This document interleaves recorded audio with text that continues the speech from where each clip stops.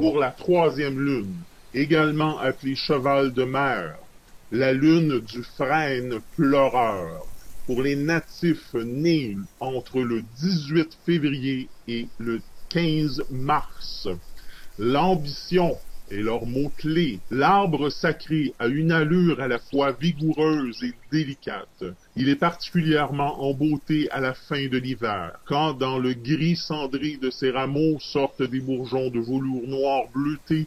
Arbre guérisseur, ses feuilles employées contre les morsures, il reste aujourd'hui un remède efficace contre le rhumatisme articulaire. Le frêne est l'arbre cosmique. Suspendu à ses branches, les dieux Odin acquièrent la connaissance des runes. Médiums et idéalistes, les natifs du frêne construisent leur propre monde intérieur, pétri des songes, des rêves et de romantisme. Peu actifs et manquent cruellement de courage, ils n'ont absolument pas l'esprit de compétition et préfèrent se vouer à une existence plus confortable. À l'abri de tous les risques, ils ne se sacrifient pas volontiers pour obtenir un bonheur qui leur tient pourtant à cœur. Pour atteindre leur objectif, ils misent davantage sur l'intuition et le potentiel magique d'ailleurs inhérent à leur plante guide que sur leur volonté, qui laisse beaucoup à désirer chez eux.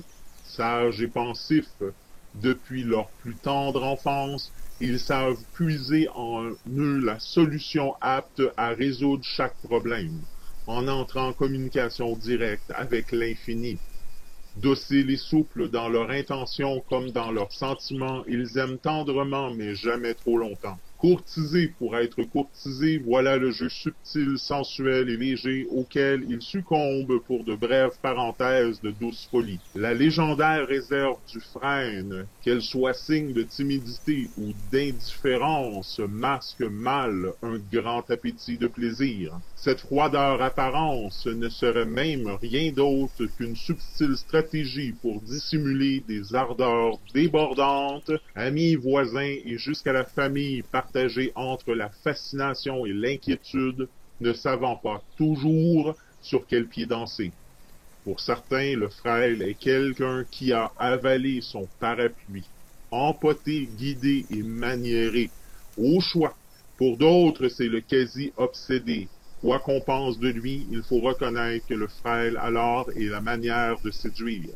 Trop singulier pour inspirer confiance, le frêne plaît par la perspicacité de ses jugements.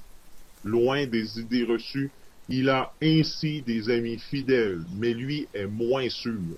Ses sentiments vont et viennent, il ne faut pas croire ses promesses même sincères.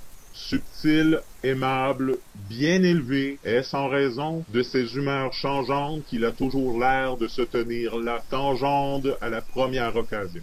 Sur ce, je vous dis merci d'avoir été avec moi pour cette vidéo et à la prochaine.